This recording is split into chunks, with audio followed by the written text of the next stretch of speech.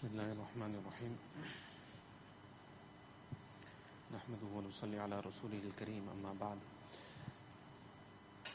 Yesterday, last week we discussed in regards to Bismillah and some of the virtues of Bismillah, some incidents in regards to Bismillah and how much of barakah Allah Tabaraka wa Ta'ala has kept in Bismillahir Rahmanir Rahim.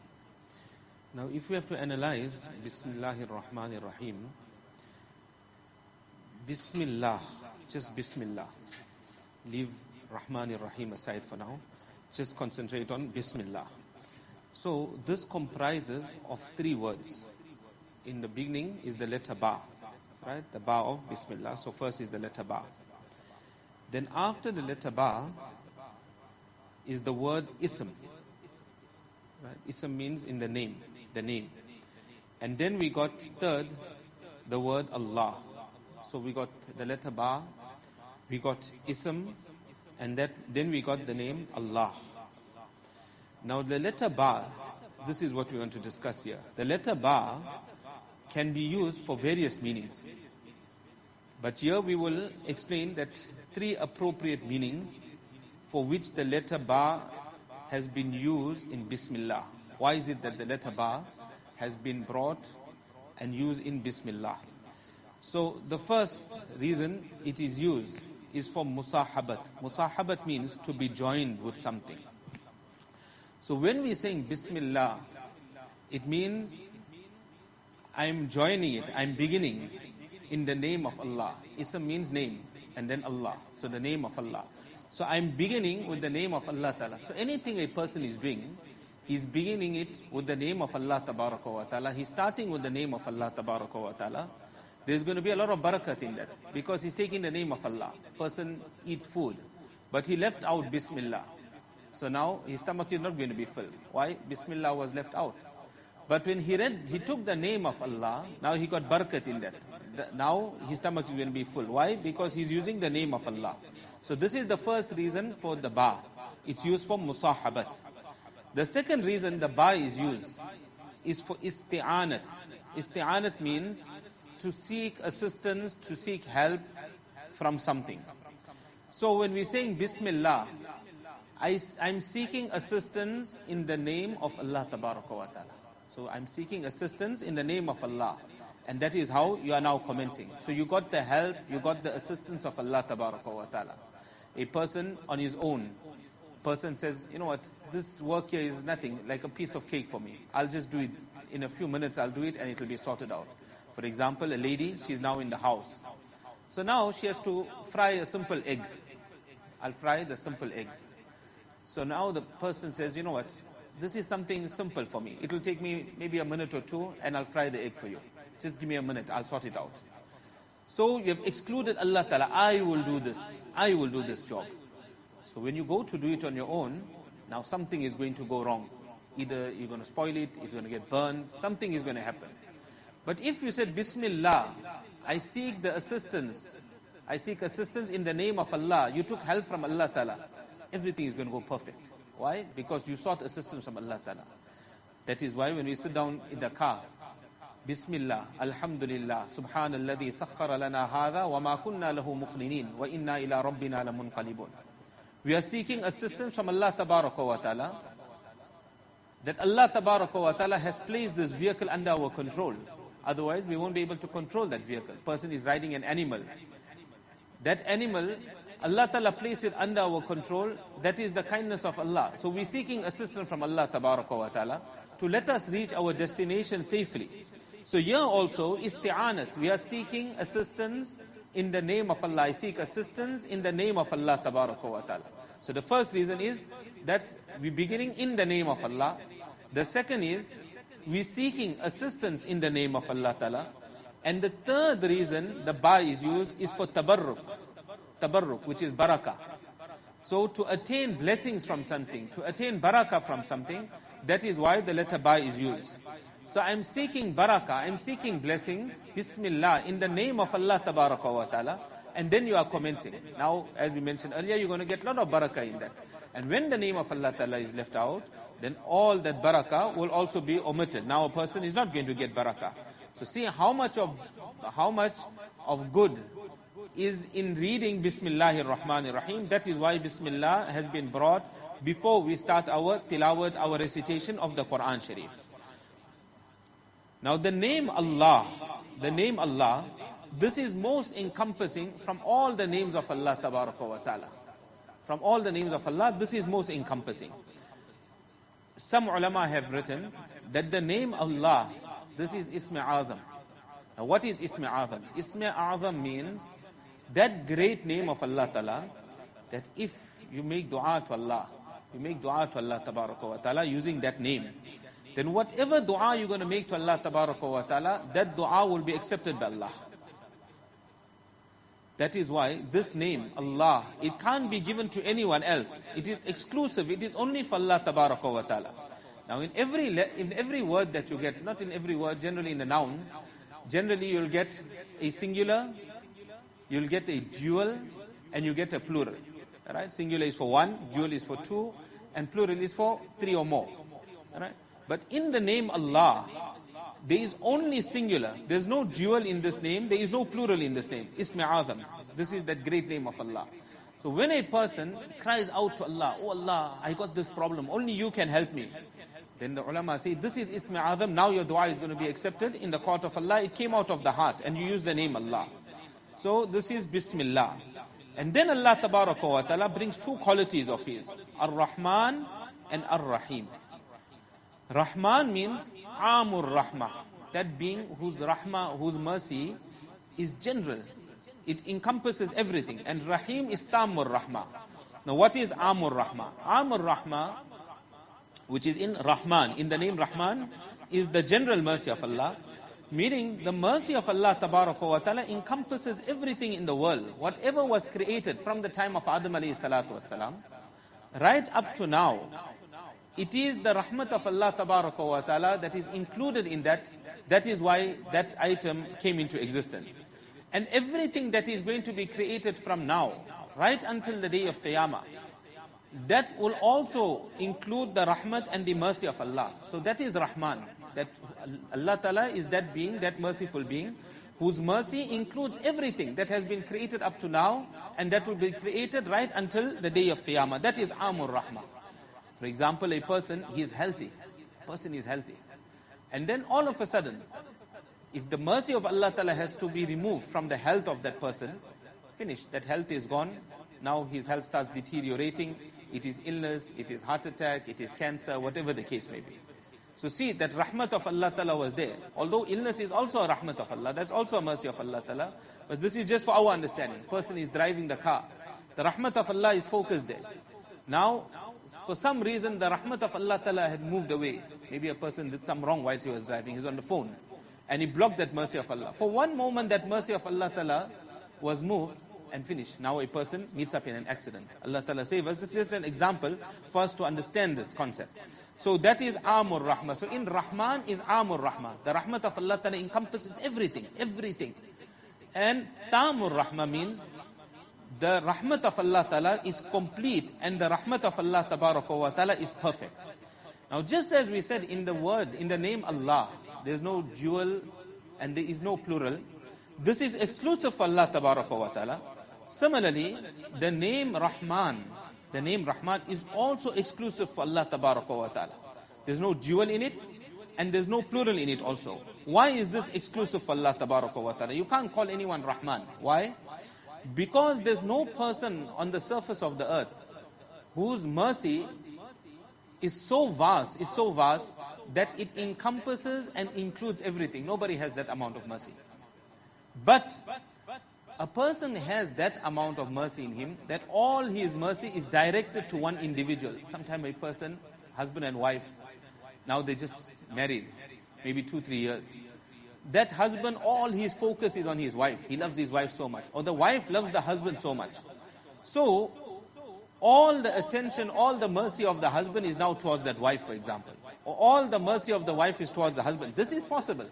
So this is found in Rahim, in the name Rahim. In Rahman, it encompasses everything. But in Rahim, your mercy is just directed to one individual. That is what Allah Ta'ala speaks about Rasulullah Sallallahu Alaihi Wasallam in the Quran. And Allah Ta'ala says, Bil mu'minina ra'ufur rahim. That Nabi sallallahu alayhi wasallam is most compassionate and is most merciful to the mu'mineen and to the believers. So the rahmat of Nabi Kareem sallallahu alayhi wasallam is focused to the mu'mineen, to the believers. So a normal human being also, he is rahmah, he is mercy that he has, that compassion, that mercy that he has in his heart. That also can be directed to one individual or a few individuals, but it cannot encompass everything in the world like for Allah Tabaraka wa Ta'ala. So therefore Rahman, this name can also only be used for Allah, it's exclusive for Allah. And the name Allah, that is also exclusive for Allah. But Rahim, you can give a person the name Rahim, but not just Rahim. For example, a person, his name is Abdul Rahim. Now many a time we make this mistake. His name is Abdul Rahim, Rahim, or we say Rahim Bhai. That is incorrect, that is a guna, that is a sin. Because Rahim is Allah Tabaraka wa Ta'ala. So you're supposed to call him Abdul Rahim, the servant of Rahim. You are the servant of Rahim, you're the servant of Allah Ta'ala. Or Rahman, there is a name, Fadlur Rahman, by the grace of Rahman, Fadlur Rahman. Right? So many times the people, they will leave out the word Fazl and they will just say Rahman. That is incorrect, not permissible. That is a sin. So there are many names of Allah Tabaraka wa Ta'ala. But from amongst the names of Allah, in Bismillahir Rahmanir Rahim, Allah Ta'ala only selected these two qualities of His, these two names. One is Allah and Rahman and Rahim. What does this indicate towards? In this there is indication that the creation of the world, the creation of the heavens, the creation of the earth, the creation of every bounty, every ni'mat of Allah, this is purely and purely because of the mercy of Allah. Because of His mercy, Allah Ta'ala created everything in the world. Only through the mercy of Allah Ta'ala. Allah Ta'ala didn't need any of the things in the world. Allah Ta'ala is Samad. Allah Ta'ala is totally independent. Alladhi la yahtaju an kulli ahad. That Allah is that being that is not muhtaj, that is not in need of any human being. Wal muhtaju ilayhi kullu ahad. Every human being is in need of Allah Ta'ala. So Allah Ta'ala is independent. Allah Ta'ala doesn't need anything. So Allah Ta'ala created this world. All this that Allah Tabaraka wa Ta'ala created, this is through the mercy of Allah Tabaraka wa Ta'ala.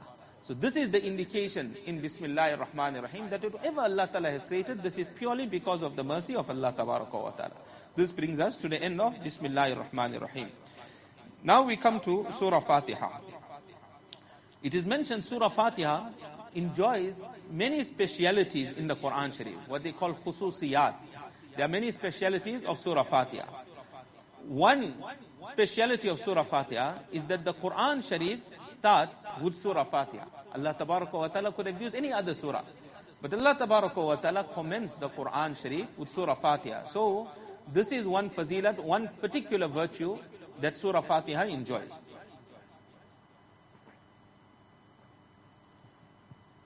This is the only surah of the Quran Sharif that was revealed first in completion.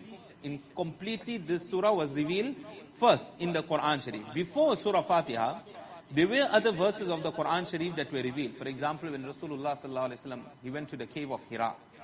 And now he was in the cave of Hira. It was the Mubarak month of Ramadan. Jibreel alayhi salatu wasalam comes down. And then he holds Nabi sallallahu, he tells Nabi sallallahu alaihi wasallam, Iqra, read. So Nabi sallallahu alaihi wasallam said, Ma ana biqari. That I'm not a reciter. He grabs Nabi alayhi salatu wasalam. Again he tells him, Iqra. Again he says, I'm not a reciter. Nabi sallallahu alaihi wasallam didn't know how to read. He didn't know how to write. And then third time it happens. And then Jibreel alayhi salatu wasalam instructs him, Iqra bismi rabbika alladhi khalaq, khalaqal insana min alaq, Iqra wa rabbukal akram, alladhi allama bil qalam, allama al insana ma lam ya'lam. These 5 verses of the Quran were the first verses of the Quran Sharif to be revealed. And then Nabi sallallahu alayhi wasallam, he ran towards Khadija radiallahu ta'ala anha, and he told her, Zammiluni, Zammiluni, wrap me up. And she wrapped him up in that blanket. And then she assures Nabi alayhi salatu wasalam that no harm is going to come to you. The narration comes in Bukhari Sharif, that no harm is going to come to you, don't worry. So see, these verses, they were revealed before Surah Fatiha. Verses from Surah Muzammil, which is in the 29th para. There are verses that were revealed before Surah Fatiha. Surah Muddathir, which is in the 29th para. Verses of Surah Muddathir, certain verses were revealed before Surah Fatiha. But the first surah to be revealed in complete form, this was Surah Fatiha. And this is one reason that the Mufassirin have written that Surah Fatiha is known as Fatihatul Kitab, the opening chapter of the Kitab, the opening chapter of the Quran Sharif. Because this is the first surah to be revealed completely. Another speciality of the surah is, which we had indicated towards previously, that this is the matan of the Quran. This is the text, the original, so to say, the main text of the Quran.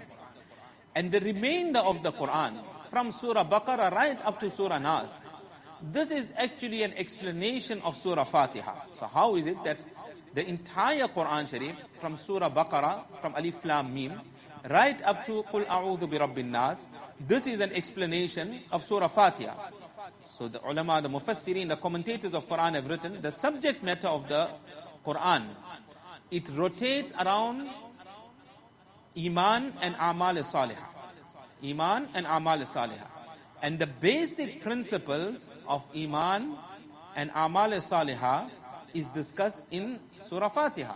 So that is why this is the text of the Quran, and the remainder of the Quran, this is the commentary of Surah Fatiha, this is the tafsir of Surah Fatiha. It is for this reason that Surah Fatiha also enjoys the titles of Ummul Quran. Means mother. So this is the mother of the Quran. It also enjoys the title of Ummul Kitab and Quran Azim. Ummul Kitab, the mother of the Kitab. Quran Azim, the great Quran. So all these titles Surah Fatiha enjoys because it is the text of the Quran, and the remainder of the Quran is, so to say, the commentary of Surah Fatiha. Now in Surah Fatiha, this is important that we understand it, because we perform our salah on a daily basis. So we need to understand what we're reading in our salah, so we enjoy that salah. There's more concentration in our salah. So in Surah Fatiha, there are 7 verses. In the first 3 verses, Alhamdulillahi Rabbil Alameen, Ar-Rahmanir Rahim, Maliki Yawmiddin. In these 3 verses, we are praising Allah Tabaraka wa Ta'ala. We are praising Allah Tabaraka wa Ta'ala. And in the last 3 verses, Ihdina Sirat al-Mustaqim, Sirat al-Ladina Anamta Alayhim, Ghayr al-Maghdubi Alayhim, Walad-Dallin. So in these 3 verses, we are making dua. The servant is making dua to Allah. But this is such a dua. Allah Ta'ala taught us what dua to make. So imagine how important this dua is. And the greatest thing the ulama have written, they say that the greatest dua that a person can make is that a person makes dua for hidayat. That is why when we start Ihdina Sirat al-Mustaqim, we want hidayat for ourselves. We want hidayat for our children. We want hidayat for our family. That everybody is worried. My child mustn't go off the track. Husband is involved, maybe in some wrong. That my husband must come right. He's a good man. Just this one problem that he's got in his life. If this comes right, my house is Jannat. But this one problem is there, our home is Jahannam. One child goes off the track, gets onto substance abuse or anything, that house is now Jahannam. If that child only he can come right, everything else is perfect in my home. Everything, I don't need anything in my home. But this child needs to come onto track. So we're asking Allah Ta'ala in every rakat, not in every namaz, not once a day, in every rakat of our namaz, whether it's sunnat namaz, whether it's nafil namaz, whether it is faraz namaz, whether it is wajib namaz, every rakat we are saying, Ihdina Sirat al-Mustaqim. Allah guide us to the straight path. Allah guide us to the straight path. So the 3 verses, first 3 verses are the praises of Allah. Last 3 verses is dua to Allah Ta'ala. And the middle verse, so 3 and 3 is 6. The middle verse, which is the 4th verse, there we are praising Allah Tabaraka wa Ta'ala. Iyaka na'budu. Wallah, it's only you that we worship. So we're praising Allah. Wa iyaka nasta'een.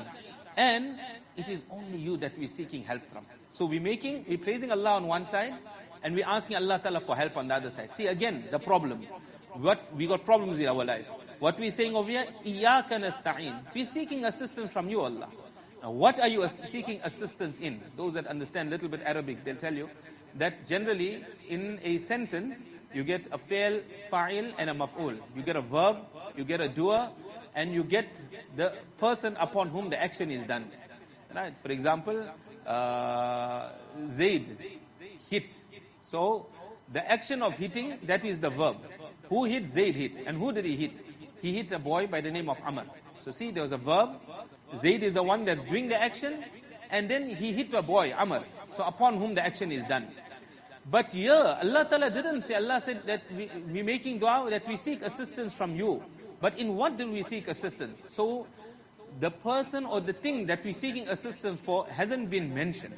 So that means in all our matters. In all our matters, whatever it might be, even though if I need to wear my shoe, Wallah, I'm seeking assistance from you in wearing my shoe. If I need to wear my clothing in the morning, I need to take a shower in the morning, Allah, in that also I'm seeking your assistance. In every matter of ours, we are seeking assistance from Allah Ta'ala. So from this, understand how great this surah is. That is why this surah is recited in every rakat of our namaz. وَلَقَدْ آتَيْنَاكَ سَبْعًا مِنَ الْمَثَانِي وَلَقَدْ آتَيْنَاكَ سَبْعًا مِنَ الْمَثَانِي وَالْقُرْآنَ الْعَظِيمِ. We gave you, O Nabi Sallallahu Alaihi Wasallam, those 7 verses that are repeated again and again, and the great Quran we have given you. So this is a very, very, what we'll say, a very important surah that Allah Tabaraka wa Ta'ala has blessed us with.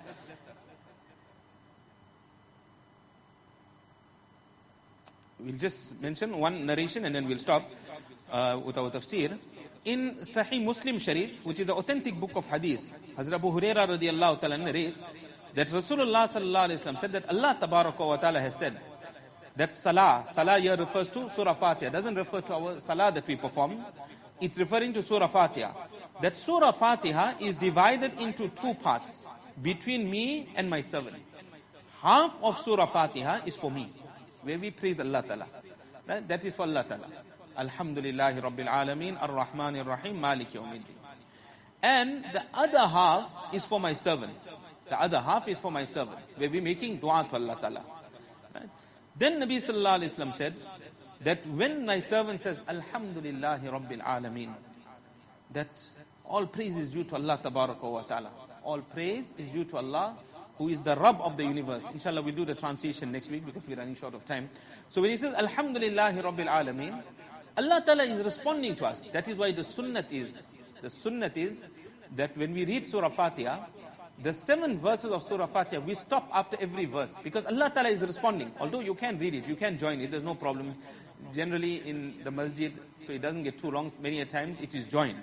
Alhamdulillahi Rabbil Alameen, Ar-Rahmanir Rahim, Malik Yawmiddin. We join it. But the sunnah is to stop after every ayat, after every verse. Alhamdulillahi Rabbil Alameen. You stop. Allah Ta'ala now responds to that. Hamidani Abdi. My servant has praised me. And then Ar-Rahmanir Rahim. Then again Allah Tabaraka wa Ta'ala responds, Athna alayya abdi. My servant has praised me. Maliki yawmiddin. Allah Ta'ala says, Majjadani abdi.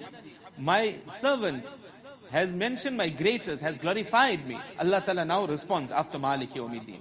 Iyaka na'budu wa iyaka nasta'in. Only you we worship Allah. Only you we asking help from. Allah Ta'ala says, Haza baini wa baina abdi. This is now 50-50.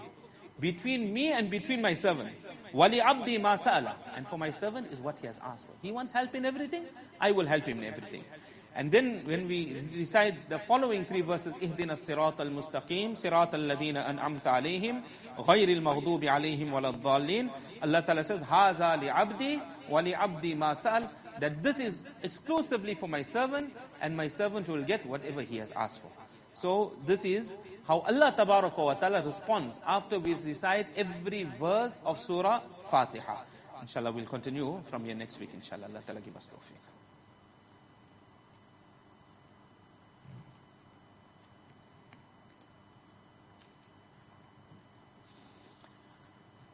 Continuing with the Masail of Salah.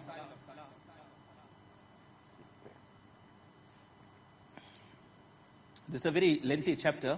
Generally is not applicable to us in our times, although it's important to know because we have the Salah times already recorded in our masajid, so we just follow the masjid timetable. Or there is a perpetual timetable that has been prepared for the year, for the entire year. So people have had observed the movements of the sun, etc., and they calculated the namaz times, and all this was recorded. So for us, alhamdulillah, everything is very easy today. But the namaz times, they are calculated according to the movement of the sun, for example, or the time of the day. So say, for example, now Fajr time. When does Fajr time start? I'll very briefly mention it so we understand it also. The Fajr time, we find in the early hours of the morning. You will find a vertical line of whiteness in the horizon. This is known as Subah Kadib. Kadib means a liar. So this is not actually the time of Fajr that has entered. When you see a vertical line of whiteness in the horizon, this is not the correct time of Fajr, not the actual time of Fajr. That is why it's known as Subah Kadhib. And then you get a horizontal whiteness. So it starts very small, very little, very small whiteness appears now in the horizon. And this horizontal line of whiteness, this starts gradually increasing. It increases as we get closer to sunrise. And then just before sunrise, you'll find that the entire horizon is white. So when you see this initial whiteness in the horizon, this is known as Subah Sadiq. This is the time when our Sehri comes to an end. Our Sehri comes to an end, and now the time of Fajr Salah has come in. The time of Fajr Salah has set in. The time of Fajr Salah has now come in.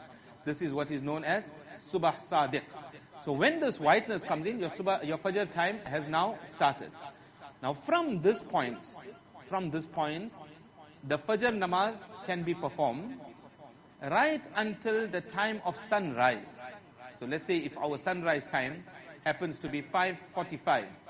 So from this point, let's say Subah Sadiq came in at 4:30. From 4:30 to 5:45, a person can read the Fajr namaz, can perform Fajr namaz.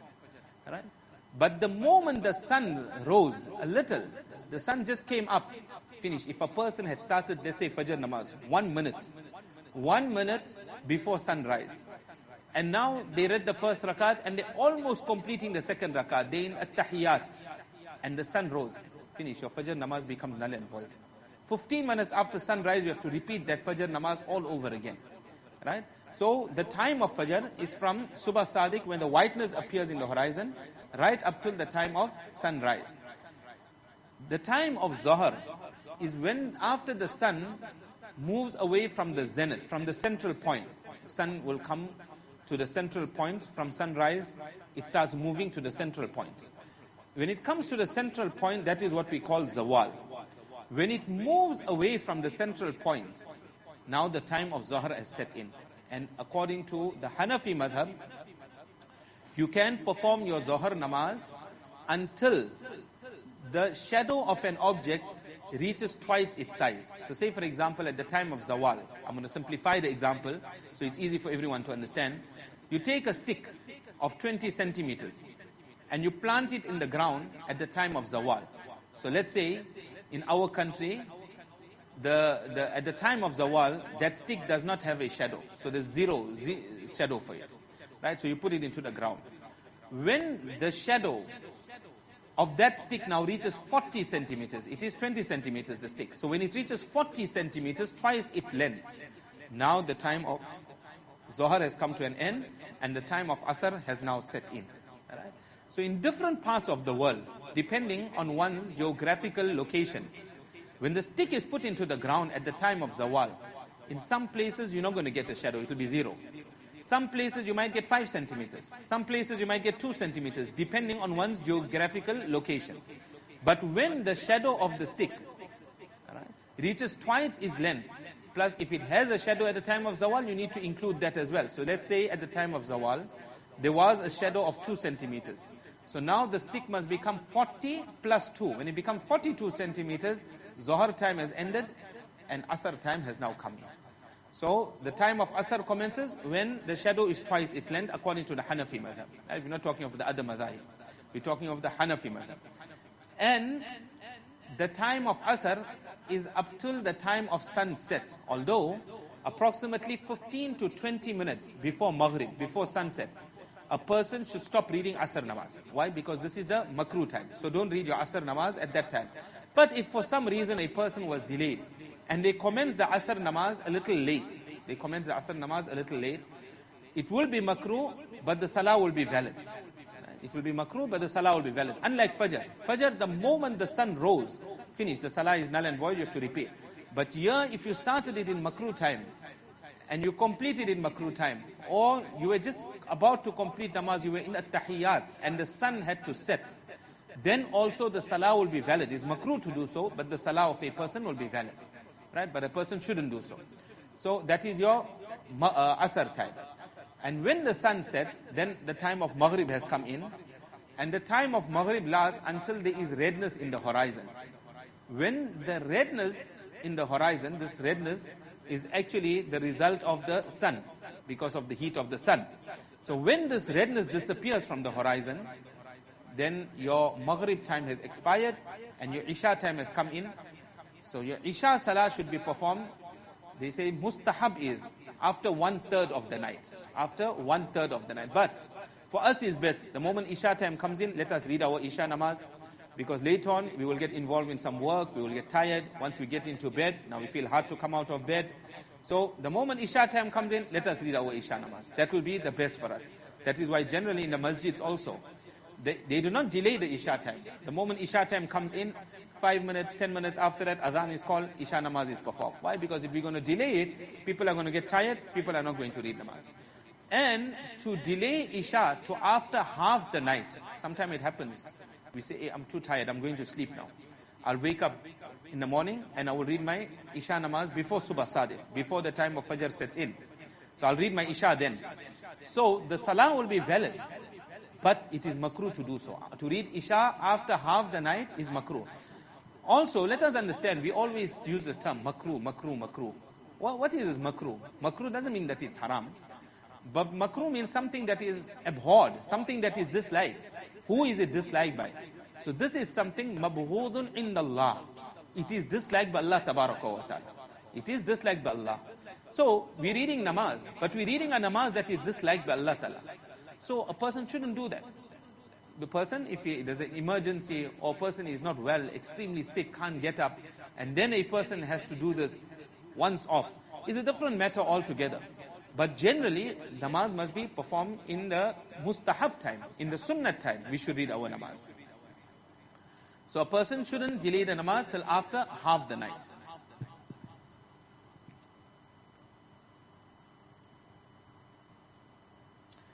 I'll just read one or two maslas for the next 2 minutes. He says here, और असर की नमाज जरा इतनी देर करके पढ़ना बेहतर है कि वक्त आने के बाद अगर कुछ नफले पढ़ना चाहिए तो पढ़ सके. That the asr namaz for the ladies now, for the men, the time is fixed in the masjid, so they have to be in the masjid at that time. But for the females, that the asr salah should be delayed. It's better to delay it a little bit and then perform it after the time enters, so that if a person wants to perform some nafil namaz, a person is able to perform some nafil namaz. Kyunki asr ke baad to nafle parna durust nahi. Because after you read asr, you can't read nafil namaz any longer. That's why many people ask this question. They say when we go to the haram and we make tawaf. So we're making tawaf after asr. Now the 2 rakats, wajibatut tawaf or wajibut tawaf. So this 2 rakats, can we read it after asr? You can't read it after asr. You can't read it. So when should this be recited, should be performed? So after the maghrib namaz, you'll find in the haram, before maghrib namaz, they read 2 rakats. They read 2 rakats nafil. So this is fine in the other madhahib. In the Hanafi mazhab, it is not prescribed. If once in a while, if a person had to do it, it's fine. That's why in our masajid, in the masjid, you'll find immediately after the adhan is called out, the maghrib namaz is performed. But in the haram, they give time for followers of the other madhahib that they read the 2 rakats and then they read the maghrib namaz. But after the maghrib namaz is the 2 sunnat. And we mentioned that the 2 sunnat should be performed immediately after the faraz. But this is one particular instance. If a person performs tawaf after asr, then after maghrib read that wajibut tawaf first. First read the wajibut tawaf. And after the wajibut tawaf, now you read your sunnat namaz. So if you made tawaf after asr, immediately after the faraz namaz you read the 2 rakats and then you read the sunnat namaz. So here he's saying that after asr there is no nafil. So therefore, if a person wants to read nafil, just delay the asr a little bit. So you can read your nafil and then you can read your asr namaz. चाहे गर्मी का मौसम हो या जाड़े का, दोनों का एक हुक्म है. Whether it's summer or winter, the ruling is the same. You can't read nafil after asr salah. लेकिन इतनी देर न करे कि सूरज में जर्दी आ जाए. But don't delay so much that now the color of the sun changes. Now that yellowness comes into, paleness comes into the sun. Or doob ka rang badal jaye, and the color of the sun now changes. So don't delay to that time. What we estimate, what we said, 15 to 20 minutes before maghrib. Don't delay now your asr namaz till that point. और maghrib की नमाज में जल्दी करना और सूरज डूबते ही पर लेना मुस्तहब है. And Maghrib namaz, it is mustahab to hasten with it. And the moment the sun sets, a person, he performs the Maghrib namaz. One more masla will do. जो कोई तहज्जुद की नमाज पिछली रात को उठकर पढ़ा करती हो, तो अगर पक्का भरोसा हो कि आंख जरूर खुलेगी, तो इसको वितर की नमाज तहज्जुद के बाद पढ़ना बेहतर है. If a person is regular, punctual, waking up for tahajjud namaz in the latter portion of the night, and daily a person wakes up, reads the tahajjud namaz. Now, if a person is certain that my eyes will open, I will wake up. I generally wake up 3 o'clock in the morning. My eyes open 3 o'clock every day. So a person has got certainty the eyes is going to open. So this person shouldn't read the witr namaz before sleeping. This person should read the witr namaz after tahajjud. Read tahajjud, and then a person should read the witr namaz. This is the sunnah. This was the practice of Rasulullah sallallahu alaihi wasallam. He used to read tahajjud namaz, and then Nabi sallallahu alaihi wasallam used to read the witr namaz. That is why it comes 11 rakats, 8 rakats of tahajjud of Nabi sallallahu alaihi wasallam, and the 3 rakats of witr namaz. Lekin, agar aankh khulne ka i'tibar na ho, but a person is not sure whether the eye is going to open or not, और सो जाने का डर हो, तो ईशा के बाद सोने से पहले ही पढ़ लेना चाहिए. And if a person fears that if I'm going to sleep, then I might not wake up in the morning. So for this person, it is better that you read your witr namaz after Isha, and then a person wakes up for tahajjud namaz. So if a person has certainty, no problem. But if there's no certainty, you read your witr after Isha, and then a person wakes up for tahajjud namaz. Allah give us all tawfiq. In regards to the sunnat kitab, we'll just start with a few sunnats, inshallah. These sunnats, perhaps many of us know these sunnats also, and they're going to be repeated. But the objective here is that we practice on the sunnats. We want barakah in our life, we want barakah in our home. We must practice on these Mubarak sunnats of Nabi Kareem sallallahu alaihi wasallam. Many years ago, when I was still very young, we had gone for Taraweeh to America. And one day, one person, I was having supper with him, he invited me for iftar. And whilst we were eating, he said that the hadith comes that Allah Ta'ala has kept shifa in Kulanji. Everything, shifa for everything except death. So he says that, my mother in Pakistan, he was a Pakistani person. So he said, my mother in Pakistan, she had become blind. She completely lost her sight. So what she did, she crushed the kulanji and she took out the oil from the kulanji. And this oil was then poured into her eyes. So she had lost her sight, but she had so much yaqeen that Nabi alayhi salatu wasalam said that in this kulanji there is shifa for everything except death. And she used it. And Allah tabaraka wa ta'ala cured her, Allah ta'ala restored her sight. So see, sunnat of Nabi alayhi salatu wasalam, there's only benefit in it. So the sunnat that we will discuss here, many things we will say, these are things that we know, why are we doing this again? But ask ourselves now, as we go through every point, ask ourselves that do I do it? We know that it is sunnah, but do I do it or not? When we come to a stairway, now we know that to climb up on every stage, you must say Allahu Akbar, Allahu Akbar, Allahu Akbar. Why? Because you are going up. But remind yourself, Allah is the greatest. Allah is the greatest. I am still nothing. Right? So, do we recite that Allahu Akbar? Or we just go up the stairs? When we're coming down, we say Subhanallah, Allah is pak, Allah is pure. We will drop, we will come down, we will fall to the ground. But Allah will never ever fall. So we're saying Subhanallah. But when we're coming down the stair, do we say the Subhanallah? So the Subhanallah is left out. The Allahu Akbar, which is sunnah now, but it is missed out. So this is the objective of doing this, that every person needs it, I myself need it, and every other person, that when we read this, we remind ourselves that inshallah Allah will give us the tawfiq to act upon these sunnats. So here, as it commences this kitab, this is beautiful sunnats of Rasulullah sallallahu alaihi wasallam. The sunnats upon awakening. Immediately upon awakening, rub the face and eyes with both the palms in order to remove the effects of sleep. When a person wakes up, then with the palms, a person must rub the face and rub the eyes. This is the sunnah. Normally we wake up and first thing we go into the bathroom. But a person should use the palms, rub the face and rub the eyes. By doing this, the effects of sleep now will be removed. A person will be freshened up a little bit. Number 2, when the eyes open in the morning, recite this dua. Alhamdulillahi alladhi ahyana ba'da ma amatana wa ilayhi nushur. Now this dua, we are praising Allah Ta'ala. Alhamdulillah, that all praise is due to Allah. All praise is due to Allah. Ahyana, who has given us life. Ba'da ma amatana, after giving us death. That when we went to sleep at night, when a person fell off to sleep, it was like death. And no more, ahul maut, something to that effect the words come. That sleep, or ukhtul maut, is the brother of death or the sister of death. When you went to sleep at night, it is so to say that the person was dead. Quran says, Allahu yatawaffal anfusa hina mautiha. Allah Ta'ala extracts the ruh from the body at the time of maut. When a person passes away, the ruh is taken out of the body. Wallati lam tamut fi manamiha. And for the one who did not pass away in the sleep. When we went to sleep, he didn't pass away. But the ruh is extracted from the body. فَيُمْسِكُ الَّتِي قَضَى عَلَيْهَا الْمَوْتِ.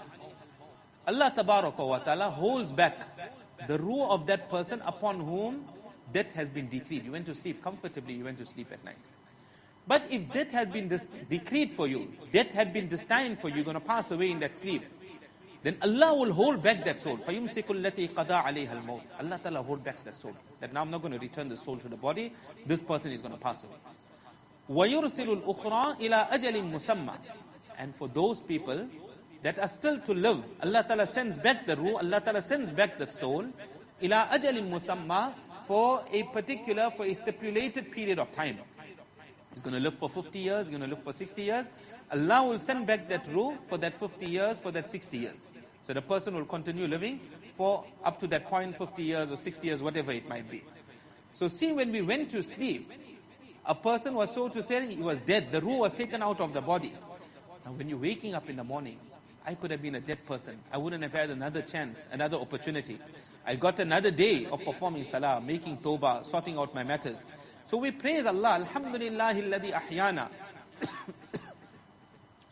All praise is due to Allah Ta'ala who gave us life. Ba'da ma amatana, after granting us death. Wa ilayhi nushur. And towards Allah Tabaraka wa Ta'ala, we're going to be resurrected tomorrow. When we all going to pass away. Every single human being. When we pass away, again, we will be in the qabr. And tomorrow on the day of Qiyamah, the qabr is going to open. And when the qabr opens, again, we're going to come out of the qabr. We're going to be given life again. We're going to be taken out of the qabr. We're going to be directed to the Maidan Hashar. We're going to be directed that this is the place of resurrection now. Go there and now start accounting for your deeds. And then a person either goes to Jannat, a person goes to Jahannam. Allah save us. Allah give us all Jannatul Firdaus and all our marhumeen. So we're going in that direction. But again, you're going to be resurrected. So this also reminds us that just as you went to sleep over here and you came back to life in the morning, a time is going to come in your life where you're going to leave the world forever. You're going to sleep now in the qabr. You're going to be in the qabr for a long period of time. And the time is going to come where you're going to be raised again and you're going to be brought before Allah Tabaraka wa Ta'ala. Number 3, when awakening from sleep, cleanse the mouth with a miswak. So there are 2 different sunnahs, which he mentions here as well. One is that when a person wakes up, he's going to make wudu. To perform salah, we have to make wudu. So at the time of wudu, we're going to make miswak. We're going to use miswak, which is a sunnah. And we mentioned there are many benefits of this. So that is a separate sunnah. And immediately upon awakening, to use the miswak, which is, I think, very, very rare. I think hardly anyone even does it, probably. That to use a miswak immediately upon awakening, that is another sunnah. So the one is that you use the palm and rub it on the face, on the eyes.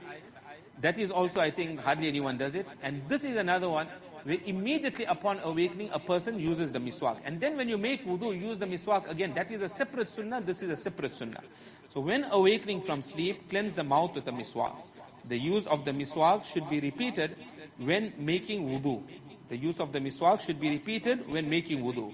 Using the miswak upon awakening is a separate sunnah. This is mentioned in the commentary of Abu Dawud Sharif. We'll continue from here, inshallah, next week.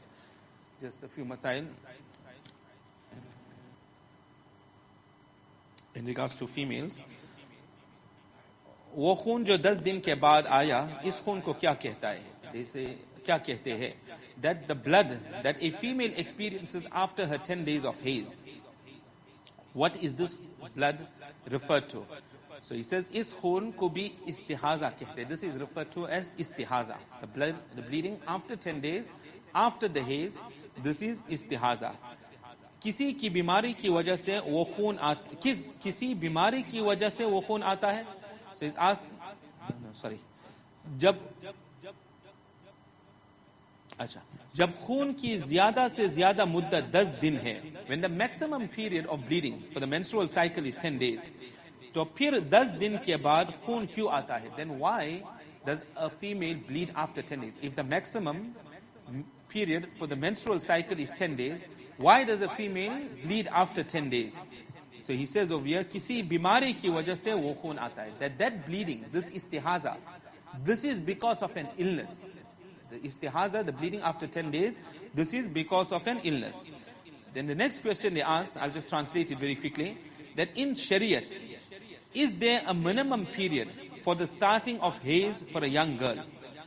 So he responds, yes, that in Shariat, the minimum period for a female, for a young girl to experience her haze is 9 years. When she's 9 years old, that is the starting point of a haze. If a girl that's 9 years old, she sees blood, that will be considered as haze. And if it is before 9 years, then it will not be haze, but this will be referred to as istihaza. And we mentioned that istihaza is because of some illness. Inshallah, we'll continue from here. There were 2 questions that somebody asked.